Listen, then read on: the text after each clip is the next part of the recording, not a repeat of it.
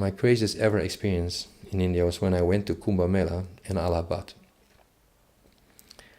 And the day I went, there were 4 million people trying to take a bath in the Ganges. It's every 12 years, this religious festival. And all the Hindus go there to take a bath where the Jamuna and the Ganges and the underground Saraswati rivers merge. And this is like the holiest thing for them to do, to take a bath there in this particular astrological constellation, which usually January, February, every 12 years. And then I went to this Kumbh Mela and I wasn't prepared for the unbelievable amount of impressions on my senses. I hear noise coming out of 8 different loudspeakers when I got out the car, different ones. Om Namah Shiva, Om Namah Shiva, Shiva Ram, Jai Ram, Shiva Ram, Jai Ram, Hare Krishna, Hare Krishna. All these different religious, there are 5,000 different ashrams there in a territory 7 by 7 kilometer in the dry bed of the Ganges. All these people with their clothes, with their noises, with their cultural, it's absolutely shocking for a Western person. I was totally shocked. And at the same time, I enjoyed the craziness. And when I went to sit and meditate, I had the most incredible peaceful vibrations in my heart. I couldn't believe it, that in the middle of this craziness, closing my eyes and starting to meditate, I start just flowing, swimming with the underground river Saraswati of peace and joy. It was amazing. In the morning, 6 o'clock, we went to take a bath in the Ganges, and I managed to take off and go with my underwear, also take a bath in the Ganges with the Hindu people. It was an incredible experience, and I felt like new. And when we went there, I was singing Shiva Ram, Jai Ram, Shiva Ram, which was coming out of a loudspeaker. I started singing along, and I was just in another world. I was just taken away. My soul just surged way above the earthly realms into some divine spiritual realms. That's why people go to these festivals. There is some vibration there. There's some energy field. There's like a bridge or opening to the divine realms. That's why we go to spiritual festivals like Kumbh Mela. But you have to be prepared. After, in the afternoon, there was a procession of the sadhus. There were tigers, swamis with tigers walking next to them. There were the naked sadhus. They were just with ashes. There's so many impressions. After 24 hours, I had to leave. I told my friend, let's take the taxi back. We just need to leave from here. I couldn't handle it. I think in 24 hours, I took more impressions, sounds, and ideas to my subconscious mind than normally maybe in 3 months or so. It's totally overwhelming. And that's why at some point it was too much. So we took a taxi back to Varanasi, Benares, and we found a hotel. It's 4 hours drive by taxi. Taxi is very cheap there. So we just took this car and we checked into a hotel. And I went to sleep. I was exhausted. And 4 o'clock in the morning, I started hearing some music. And at first I wasn't sure if I'm dreaming. Then I woke up and opened the window. And I heard this music. It was coming from a church we later found actually was a Catholic church, but with Hindu chants for Catholic religion in Hindu language. And they were singing, and this music was playing from a simple tape.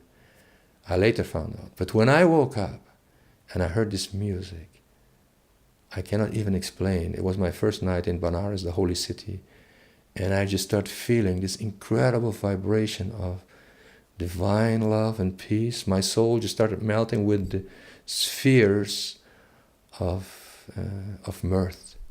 I can't explain this experience in words.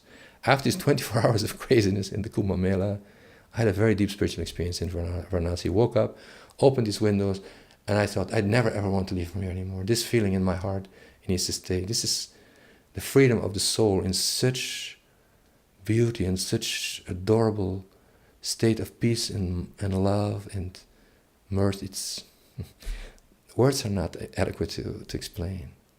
This is India. When you go, when you open, when you expose yourself to these things, when you maybe have roots from past, there you can reawaken some of these feelings. It was awesome. It was really awesome. You want it to last, but unfortunately you can't. So,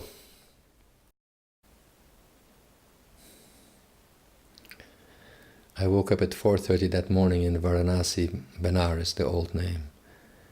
And my soul was almost in rapture. I felt so light, such mirth, such peace, such expansion. And I realized that was for my one-day visit to Kumbh Mela and awakening in this old holy town of Varanasi. After we took 6 o'clock in the morning, we took a sunrise boat trip on the Ganges. Now, Varanasi is the town of 700 temples. It's an incredible place. There are 700 Shiva temples, and the river is maybe several miles or kilometers wide there. So in the morning, some young guy with an old rowboat will take you on the river so you can see the sunrise from the Ganges, which is an incredible experience.